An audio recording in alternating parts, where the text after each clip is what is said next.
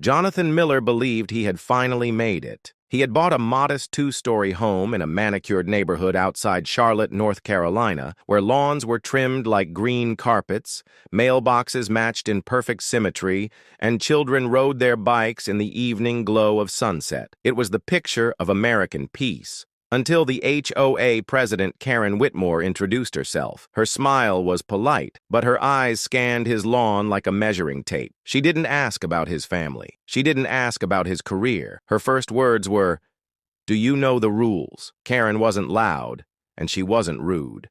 But she had a way of making her presence felt, like a shadow at noon. A letter slipped under Jonathan's door if his garbage can lingered past 10 a.m. An email appeared if his porch light flickered for more than a day. A knock on the door came if his grass dared to grow above 3 inches. Jonathan's wife called it suburban suffocation. His kids laughed about Karen Patrol.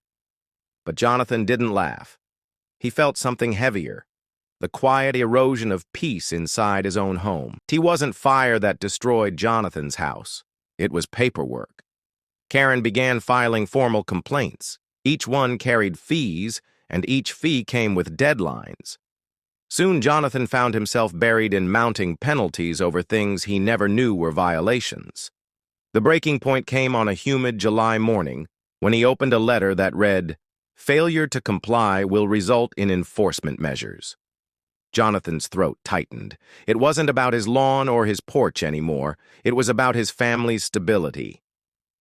That night, as he stood in the driveway, staring at the home he had worked years to buy, he felt it slipping through his fingers. Tuesday afternoon, Jonathan returned from work to find strangers outside his house. Not fire trucks, not neighbors, inspectors. They were boarding up his windows and sealing the doors. His home had been declared non-compliant for safety standards. The air smelled of fresh wood and loss. Jonathan stood on the sidewalk, unable to explain to his children why they couldn't sleep in their own rooms that night. His house wasn't gone because of flames, but because of technicalities. His neighbors whispered in hushed tones.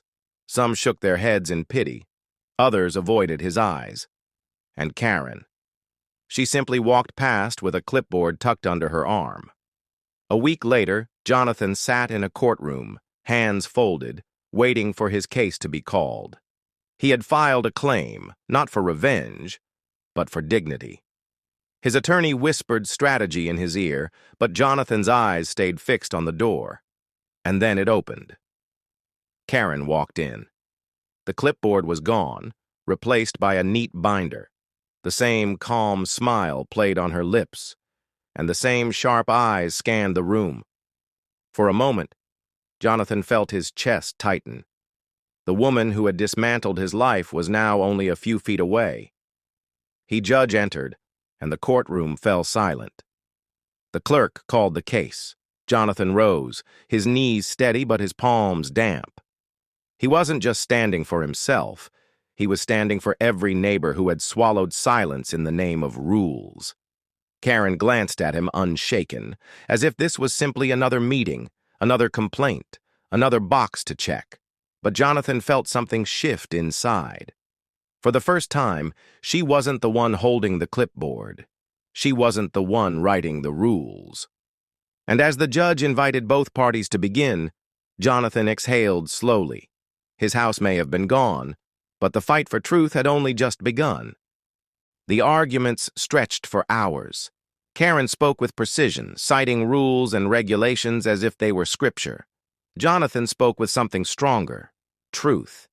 He told the court about nights of anxiety, about children forced out of their bedrooms, about how a home had been taken not by fire, but by manipulation. The judge listened quietly, pen tapping on the desk.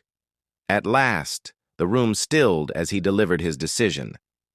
The HOA had overstepped. The enforcement was unlawful. Jonathan's rights had been violated. The relief washed over him like air after drowning. His family squeezed his hand. Karen's confident smile faltered for the first time. Jonathan didn't cheer. He didn't gloat. He simply exhaled, knowing his home might still be rebuilt, but more importantly, his dignity had been restored.